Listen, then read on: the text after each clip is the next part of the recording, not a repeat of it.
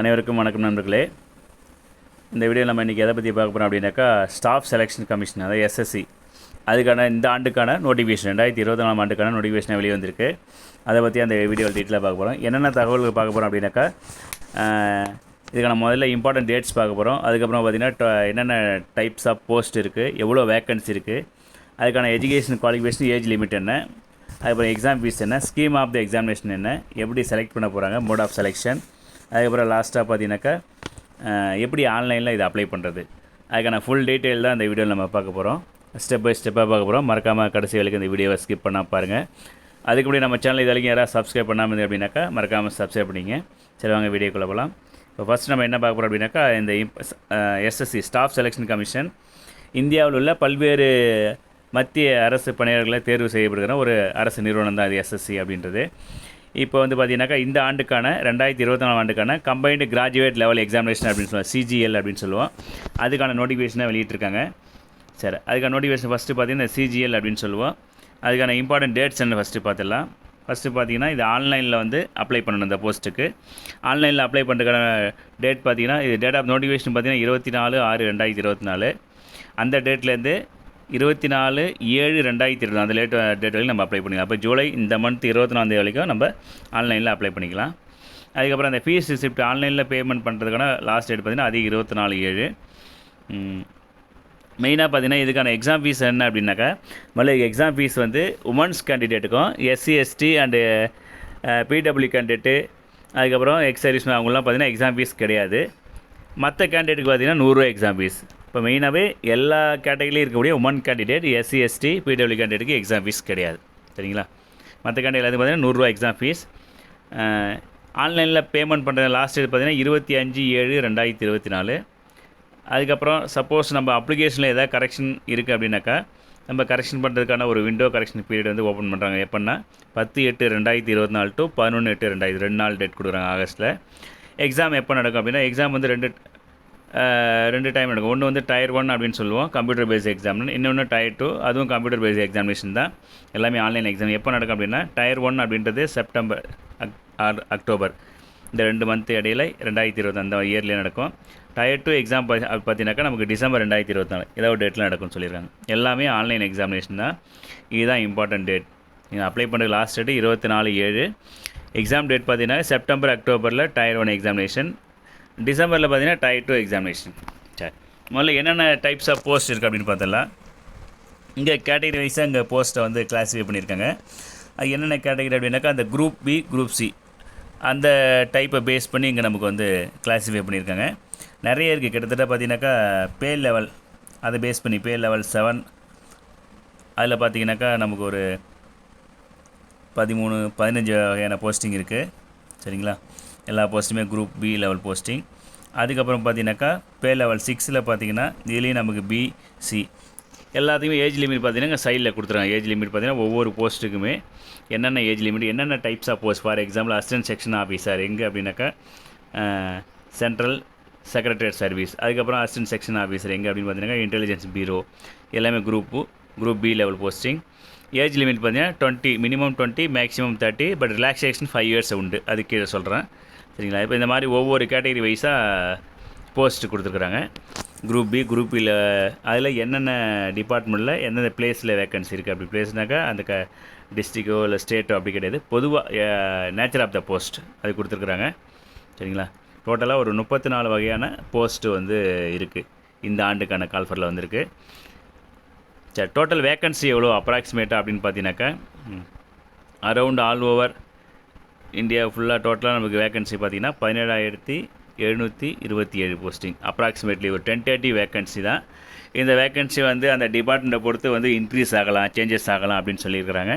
But எல்லா டிபார்ட்மெண்ட்டும் சேர்த்து டோட்டலாக இந்த ஆண்டுக்கான கம்பைன்டு கிராஜுவேட் லெவல் எக்ஸாமுக்கான போஸ்ட்டு அப்படின்னு பார்த்தீங்கன்னாக்கா 17,727. இது அப்ராக்சிமேட் போஸ்ட்டு தான்.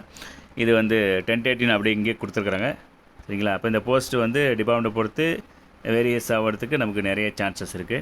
சரிங்களா? இவ்வளோ தான் வேக்கன்சி. அதுக்கப்புறம் நெக்ஸ்ட்டாக பார்க்க போகிறோம் அப்படின்னாக்கா, இதுக்கான ஏஜ் லிமிட் ஒவ்வொரு போஸ்ட்டுக்குமே தனி ஏஜ் லிமிட்டு நம்ம அங்கே சைடில் கொடுத்துருக்காங்க பார்த்தோம். ஏஜ் லிமிட் எப்படி கால்குலேட் பண்ணுறாங்க அப்படின்னாக்கா, 1/8/2024 இந்த டேட்டா பேஸ் பண்ணி ஏஜ் லிமிட்டை வந்து ஃபிக்ஸ் பண்ணுறாங்க.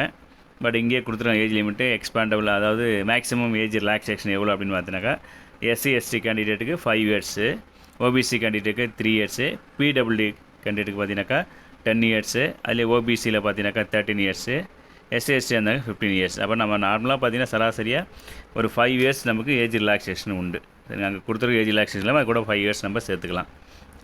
சரி, அடுத்து நெக்ஸ்ட்டு இதுக்கான எஜுகேஷன் குவாலிஃபிகேஷன் என்ன அப்படின்னாக்கா நிறைய போஸ்ட் இருக்குது இல்லையா, அந்த ஒவ்வொரு போஸ்ட்டுக்கு ஏற்ற மாதிரி எஜுகேஷன் குவாலிஃபிகேஷன் மாறுபடும். ஜென்ரலாகவே பார்த்தீங்கன்னா எஜுகேஷன் குவாலிஃபிகேஷன் என்ன அப்படின்னாக்கா நமக்கு ஏதாவது ஒரு டிகிரி கம்ப்ளீட் பண்ணியிருக்கணும். எனி பேச்சுலர் டிகிரி நம்ம முடிச்சிருந்தால் போதும். பட் அந்த ஜூனியர் ஸ்ட்ராட்டஜிக்கல் இன்வெஸ்டிகேட்டர் அப்படின்னு ஒரு போஸ்ட், ஸ்ட்ராட்டஜிக்கல் இன்வெஸ்டிகேட்டரில் பேச்சுலர் டிகிரி ஸ்டாட்டிஸ்டிக்ஸில் முடிச்சிருக்கணும். அல்லது நீங்கள் எந்த பேச்சுலர் டிகிரி முடிச்சாலும் ஸ்டாட்டிஸ்டிக்ஸ் ஒரு அலைடு சப்ஜெக்டாவோ மேஜர் சப்ஜெக்ட் படிச்சிடணும் அப்படின்னு சொல்லி அதுக்கு மட்டும் சொல்லியிருக்காங்க.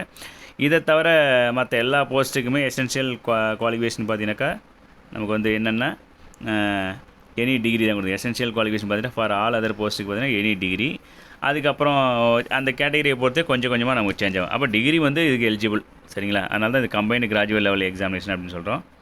சரி, அடுத்து நெக்ஸ்ட்டாக பார்த்தீங்கன்னா இது எப்படி அப்ளை பண்ணுறது? நம்ம வந்து ஆன்லைனில் தான் அப்ளை பண்ணணும். ஹவு டு அப்ளை அப்படின்றத பார்த்தீங்கன்னாக்கா டோட்டலாக நம்ம இந்த எஸ்எஸ்சி வெப்சைட்டில் போய்ட்டு இந்த ssc.gov.in இதில் போய்ட்டு நம்ம ஆன்லைனில் தான் அப்ளை பண்ணோம். நம்ம நார்மலாகவே ஸ்டேட் கவர்மெண்ட்டில் அந்த டிஆர்பி, டிஎன்பிசி இல்லை ஆர்ஆர்பி, ரயில்வே எப்படி நம்ம அப்ளை பண்ணுவோம் அதே ஆன்லைன் ப்ரொசீஜர் தான். நமக்கு மெயினாக ஃபஸ்ட்டு ஒன் டைம் ரிஜிஸ்ட்ரேஷன் அப்படின்னு ஒன்று சொல்லுவோம், அது பண்ணணும். அந்த ஒன் டைம் ரிஜிஸ்ட்ரேஷன் முடிச்சதுக்கப்புறமா ஃபர்தராக நம்ம அடிஷ்னல் நம்ம பர்சனல் டீட்டெயில், குவாலிஃபிகேஷனு, அட்ரஸ்ஸு மற்ற எல்லா இதுவும் அப்ளை பண்ணணும். நார்மல் ப்ரொசீஜர் தான் அது. பட் எல்லாமே இந்த எஸ்எஸ்சி வெப்சைட்டில் போய்ட்டு நம்ம அப்ளை பண்ணணும். அப்போ ஒன் டைம் ரிஜிஸ்ட்ரேஷன் பண்ணுறதுக்கு மெயினாக எல்லாத்துக்கும் நமக்கு தெரியும், ஒரு வேலிடு மொபைல் நம்பர், வேலிடு ஒரு இமெயில் ஐடி தேவை. அதுக்கப்புறம் நம்ம அகாடமிக் மினிமம் லெவலுக்கு 10th அல்லது மெட்ரிகுலேஷன் ஸ்கூல் அதுக்கான ரிஜிஸ்ட்ரேஷன் நம்பர் தேவைப்படும். இந்த மார்க் ஷீட் நம்பர் கேட்பாங்க, அதை பேஸ் பண்ணி ஒன் டைம் ரிஜிஸ்ட்ரேஷன் முடிச்சிடுவோம். அதுக்கப்புறமா நம்ம பர்சனல் டீட்டெயில்ஸ், நம்ம எஜுகேஷன் குவாலிஃபிகேஷனை வச்சு நம்ம அப்ளை பண்ணுவோம். அதுக்கப்புறம் லாஸ்ட்டாக பார்த்திங்கன்னா அது டாக்குமெண்ட்ஸை அப்லோட் பண்ணுவோம். அப்புறம் ஃபோட்டோ, சிக்னேச்சர், இதுதான் வந்து நம்ம ஆன்லைனில் அப்ளை பண்ணக்கூடிய மெத்தட். இது இங்கே கொடுத்துருக்காங்க. அடுத்து நெக்ஸ்ட்டு இதுக்கான அப்ளிகேஷன் ஃபீஸ் உங்களுக்கு முன்னாடியே சொல்லிட்டேன், ஏற்கனவே சொல்லியிருக்கேன் இல்லைங்களா? அதான் அப்ளிகேஷன் ஃபீஸ். நார்மலாக பார்த்துக்கிட்டாக்கா 100 ரூபா, நான் ரீஃபண்டபுள் ஃபீஸ், ரீஃபண்ட் பண்ண மாட்டாங்க. யாருக்கு ஃபீஸ் எக்ஸம்ஷன் அப்படின்னாக்கா ஒன்ஸ் கேண்டிடேட் அந்த candidate belonging to scheduled caste, SC, scheduled tribes, ST, அப்புறம் பர்சன் வித் பெஞ்ச்மார்க் டிசபிலிட்டிஸ், பிடபிள்யூபிடி அண்ட் எக்ஸ் சர்வீஸ் மேன். அப்புறம் இவங்களுக்கு மட்டும் பார்த்தீங்கன்னாக்கா எக்ஸாம் ஃபீஸ் கிடையாது, சரிங்களா? மற்ற எல்லாருக்கும் எக்ஸாம் ஃபீஸ் உண்டு. நார்மலாக இப்போ எல்லாமே இதில் மேக்ஸிமம் வந்துடுறாங்க. Women's candidate, SC, ST. அப்போ ஓபிசி கேண்டிடேட்டும் ஜென்ரல் அண்ட் ரிசர்வ் கேண்டிடேட் மட்டும் எக்ஸாம் ஃபீஸ் உண்டு 100 ரூபா, சரிங்க? ரொம்ப பெரிய எக்ஸாம் ஃபீஸ் கிடையாது. இது நார்மலாக 100 ரூபா எல்லா எக்ஸாம் ஃபீஸ் கூட கம்பேர் பண்ணுறப்ப இது ரொம்ப கம்மியான எக்ஸாம் ஃபீஸ் தான், மற்ற ஸ்டேட்டோ சென்ட்ரல் எக்ஸாம் கிட்ட கம்பேர் பண்ணும்போது. எப்படி பேமெண்ட் பண்ணணும் அப்படின்னாக்கா நீங்கள் ஆன்லைன் தான் பிம் அல்ல UPI, net banking R ATM கார்டை யூஸ் பண்ணி நம்ம ஆன்லைனில் வந்து பே பண்ணிக்கலாம் அப்ளை பண்ணும்போது, சரிங்களா? இதுதான் எக்ஸாம் ஃபீஸ். அதுக்கப்புறம் நெக்ஸ்ட்டாக பார்த்தீங்கன்னா ஸ்கீம் ஆஃப் எக்ஸாமினேஷன், அது பார்த்துடலாம். எக்ஸாமினேஷன் ஸ்கீம் எப்படி இருக்கும் அப்படின்னாக்கா 2 எக்ஸாம் இருக்குது நமக்கு. சரி, அதுக்கு முன்னாடி எக்ஸாம் சென்டர்ஸ் பார்த்துலாம். எக்ஸாம் சென்டர் எங்கெங்கே இருக்கும் அப்படின்னாக்கா இப்போ நம்ம தமிழ்நாடு பற்றி தான் பார்க்குறோம். இப்போ தமிழ்நாடு கேண்டிடேட்டுக்கு எக்ஸாம் சென்டர் எங்கே இருக்குது அப்படின்னாக்கா நமக்கு சவுத்தர்ன் ரீஜன் அப்படின்னு சொல்லுவோம். பாருங்க, அந்த சவுத்தர்ன் ரீஜனில் பார்த்தீங்கன்னா எஸ்ஆர், சவுத்தர்ன் ரீஜனில் பார்த்தீங்கன்னாக்கா ஆந்திர பிரதேஷ், புதுச்சேரி, தமிழ்நாடு, தெலுங்கானா, இது 4மே வரும், 4 ஸ்டேட் வரும். இதில் நம்ம தமிழ்நாட்டில் எங்கெங்கே எக்ஸாம் சென்டர் இருக்குது அப்படின்னாக்கா சென்னை, அது நமக்கு நியரஸ்ட்டாக புதுச்சேரி பக்கம் இருக்கிறோம், புதுச்சேரி. அதுக்கப்புறம் பார்த்தீங்கன்னாக்கா சென்னை, இது கொடுக்குறாங்க, புதுச்சேரி, சென்னை, கோயம்புத்தூர், மதுரை, சேலம், திருநெல்வேலி, திருச்சிராப்பள்ளி, வெள்ளூர், இந்த பிளேஸில் வந்து நமக்கு தமிழ்நாட்டில் நமக்கு எக்ஸாம் சென்டர் இருக்குது. அது நீங்கள் அப்ளை பண்ணும்போது கரெக்டாக அது கொடுக்கணும். நெக்ஸ்ட்டாக பார்த்தீங்கன்னாக்கா scheme of the examination scheme என்ன அப்படின்னாக்கா 2 டைப்பாக நமக்கு எக்ஸாம் நடக்கும் ஆன்லைனில். கம்ப்யூட்டர் பேஸ்ட் எக்ஸாம் தான். டயர் 1, டயர் 2 அப்படின்னு சொல்லுவோம். நம்ம எப்படி இந்த டிஎன்பிசியில் குரூப் 2வில் பார்த்தீங்கன்னாக்கா நமக்கு ப்ரிலிமினரி மெயின் சொல்கிறோமோ அதே மாதிரி தான் இங்கே டயர் 1, டயர் 2. டயர் 1 அப்படின்றது ஃபுல் அண்ட் ஃபுல் நம்மளுக்கு அப்ஜெக்டிவ் டைப்பு. டயர் 2 அப்படின்றது டிஸ்கிரிப்டிவ் டைப்பாக வரும். டயர் 1 அப்படின்றது பார்த்தீங்கன்னா மினிமம் எலிஜிபிலிட்டி மட்டும்தான், அந்த மார்க்கை வந்து எதுக்குமே சேர்த்துக்க மாட்டாங்க. நீங்கள் டயர் 1 எக்ஸாமு டயர் 2 எலிஜிபிள் மட்டும்தான். அது டயர் 1ல் குறிப்பிட்ட மார்க் மேலே எடுத்துக்க மட்டும்தான் டயர் 2 எக்ஸாம் வந்து அப்போ எடுத்துக்கு அலோவ் பண்ணுவாங்க. பட் ஃபைனல் செலெக்ஷனில் டயர் 1 மார்க்கை எடுத்துக்க மாட்டாங்க, சரிங்களா? சரி, அதுவுமே இங்கே சொல்லியிருக்கிறாங்க, எல்லாமே வந்து அப்ஜெக்ட் டைப் அப்படிதான்ட்டு. சரி, இந்த scheme of the tier 1 exam என்ன ஸ்கீம், அதுக்கு எக்ஸாமினேஷன் ஸ்கீம் அப்படின்னு பார்த்தீங்கன்னாக்கா எல்லாமே அப்ஜெக்டிவ் டைப்பு. 1 hour தான் எக்ஸாம் பார்த்தீங்கன்னாக்கா மேக்ஸிமம் டைம். அதில் ஒவ்வொரு கேட்டகரி ஜென்ரல் இன்டெலிஜென்ஸு, ரீசனிங் அதில் பார்த்தீங்கன்னா 25 marks, general awareness 25, quantity aptitude 25, English complication பார்த்தீங்கன்னா 25. டோட்டலாக பார்த்தீங்கன்னாக்கா ஒன்றுக்கும் 2 மார்க்கு, மேக்ஸிமம் 50 மார்க். டோட்டலாக பார்த்தீங்கன்னாக்கா 200 மார்க். ஸோ இதில் எடுக்கிற ஒரு பர்டிகுலர் மார்க்கை பேஸ் பண்ணி தான் வந்து பார்த்திங்கன்னா உங்களுக்கு அடுத்த Tier 2 எக்ஸாமுக்கு கேண்டிடேட்டை ஷார்ட் லிஸ்ட் பண்ணுவாங்க. இதில் நெகட்டிவ் மார்க் உண்டா அப்படின்னாக்கா கண்டிப்பாக நெகட்டிவ் மார்க் உண்டு. ஒவ்வொரு ராங் ஆன்சருக்கும் பார்த்தீங்கன்னாக்கா that will negative mark for 0.50 for each wrong answer. ஒவ்வொரு ராங் ஆன்சருக்கும் 0.5 மார்க் ரெடியூஸ் பண்ணுவாங்க. இதுக்கான கொஷின் பேட்டர்ன் எதில் வரும் அப்படின்னு அவங்களே சொல்லிட்டாங்க. Question pattern both English and Hindi.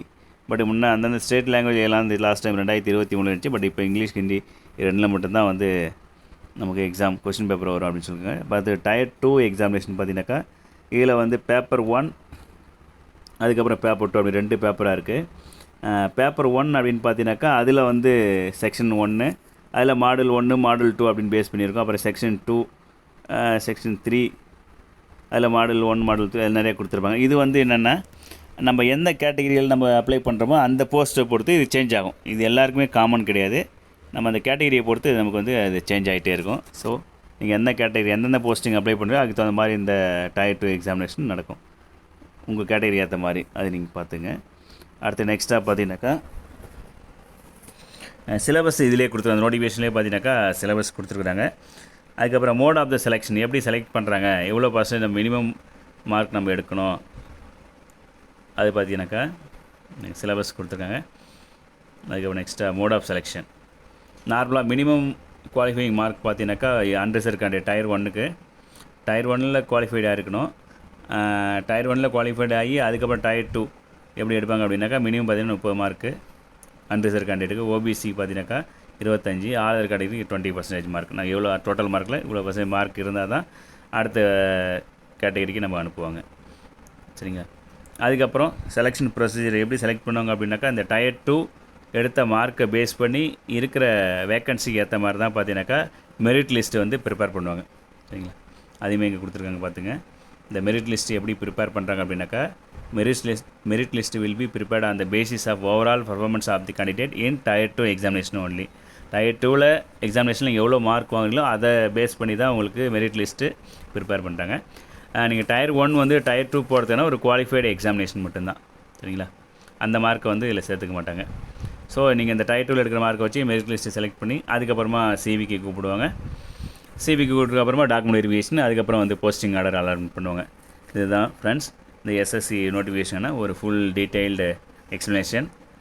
மறக்காமல் வந்து டிகிரி முடித்த எல்லாருமே பார்த்தீங்கன்னா அப்ளை பண்ணுங்கள்.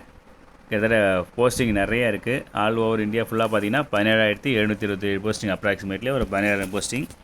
கிட்டத்தட்ட உமன்ஸ் கேண்டிடேட் வந்து எல்லாருக்குமே வந்து எக்ஸாமினேஷன் ஃப்ரீ, எக்ஸாம் ஃபீஸ் கிடையாது அப்படின்னு சொல்லிட்டாங்க. நல்லா தாராளமாக வந்து ஒரு அப்ளை பண்ணி எழுதுங்க, நல்லா ப்ரிப்பேர் பண்ணுங்கள். நீங்கள் ஸ்டேட் லெவலில் ஏற மாதிரி அதே தான். இது சென்ட்ரல் கவர்மெண்ட் எக்ஸாம் தான் கொஞ்சம் டஃப்பாக இருக்கும் அப்படிலாம் கிடையாது. பட் கொஞ்சம் நார்மலாக நம்ம படித்தாலே போதும், நம்ம ஈஸியாக வந்து நம்ம செலக்ட் ஆகிட்டு போஸ்டிங் ஆகிட்டு வந்துடலாம். ஓகே ஃப்ரெண்ட்ஸ், இந்த வீடியோ உங்களுக்கு பிடிச்சிருந்தது அப்படின்னாக்கா லைக் பண்ணுங்கள், கமெண்ட் பண்ணுங்கள், ஷேர் பண்ணுங்கள். மறக்காமல் இந்த சேனலை சப்ஸ்கிரைப் பண்ணுங்கள். Thank you to all.